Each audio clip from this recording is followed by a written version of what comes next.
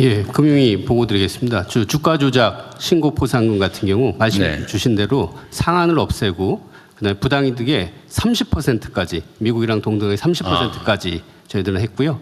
요거 지금 저 입법 예고해서 저희 최대한 빨리 해서 한 5월 말 정도까지 하고 지금 신고에도 특례가 지금 신고에도 그 변경된 제도가 적용되게 그 특례까지도 해놨고요. 네, 말씀하신 대로 주범이 아닌 경우에는 가담자 같은 경우는 처벌에서 면책, 그다음에 또 포상금도 적정한 수준으로 줄 수 있도록 그렇게 하고 있습니다. 적정한 거를 비율을 정해주면 50% 이상은 주면 좋겠고, 또 한 가지 그럼 그 얘기한 김에 지금 부당 이득에게 물론 이제 실제 환수된 금액의 비율을 줄 거잖아요. 맞습니다.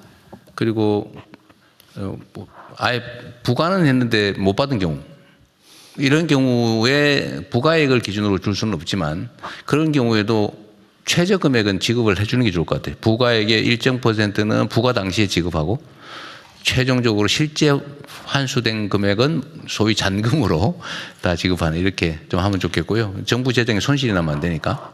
지금 이제 말씀 주신 대로 지금 왜 그렇게 소극적으로 했냐면 과징금은 부과했는데 실제 징수가 안 되는 경우들이 있기 때문에 그래서 소극적이었는데 이번 제도를 바꿔서 확실하게 징수가 된 이후에 저희들이 그걸 기반으로 해서 돈을 지불하고요. 대신 안 돼도 최소한 300만 원에서 500만 원까지는 또 지급하는 그 투 트랙으로 저희들이 제도를 300만 원, 500만 원 최저로 하되 일단 부과하면 부과된 금액의 30%를 지급한다 그러면 그중에서 뭐 5%는 미리 지급하든지 그런 것도 고민을 해보십시오. 왜냐하면 앞으로는 이 환수된 금액을 국가 재정에 일반적으로 포함시키지 말고 그럼 별도 기금 형태로 하든지 해가지고 이런 부정 불법 행위를 막는 사업의 재원으로 좀 쓰면 좋겠어요.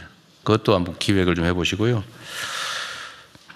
아까 저기 주식 관련해서 부당 이득액 얘기를 했는데 부당 이득 안 한 경우에도 원금도 지금 몰수하게 돼 있잖아요. 네, 그렇습니다.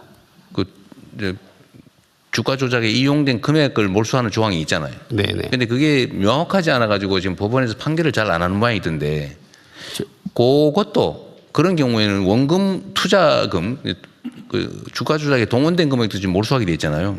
예, 자본시장법에는 원금을 몰수하게 돼 있는데요. 법원에서 판단할 때 범죄수익은닉규제법인가 뭐가 있는데 거기서는 그 원금을 거기서 빼잖아요. 반영하지 않고 수익만 반영을 해서 그 법을 이제 법 쪽에서 좀 반영을 해줘야 됩니다.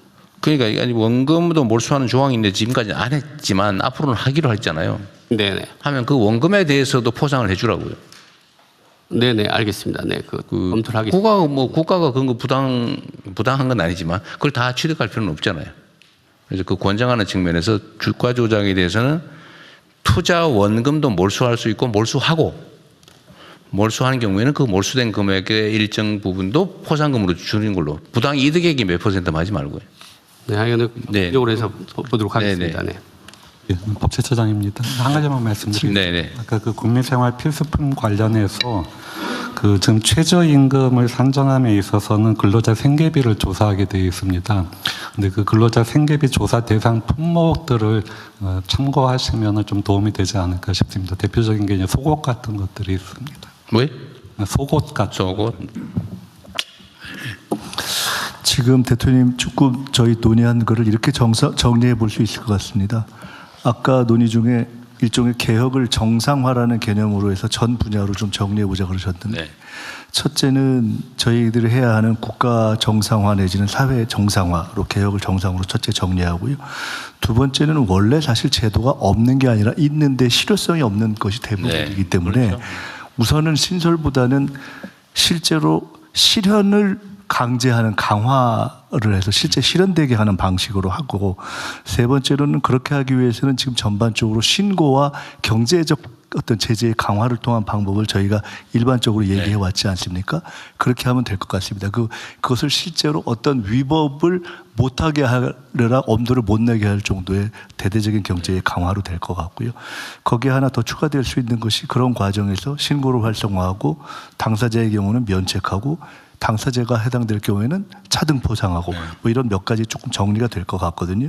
이런 것이 기존의 헌법 존중 TF에서도 이런 것이 반영돼서 저희들이 해왔기 때문에 대통령님께서 지금 저희 국정을 시작한 이후에 여러 부분에 지적해 오신 것들이 좀 종합되어지는 시점인 것 같아서 이 말씀을 드리는 이유는 이거를 저희가 정리를 총리실에서 할 테니까 모든 부서에서 해당되는 것 중에 이런 위법 내지는 어떤 사회에 있어서의 문제가 되는 부분이 있지 않습니까?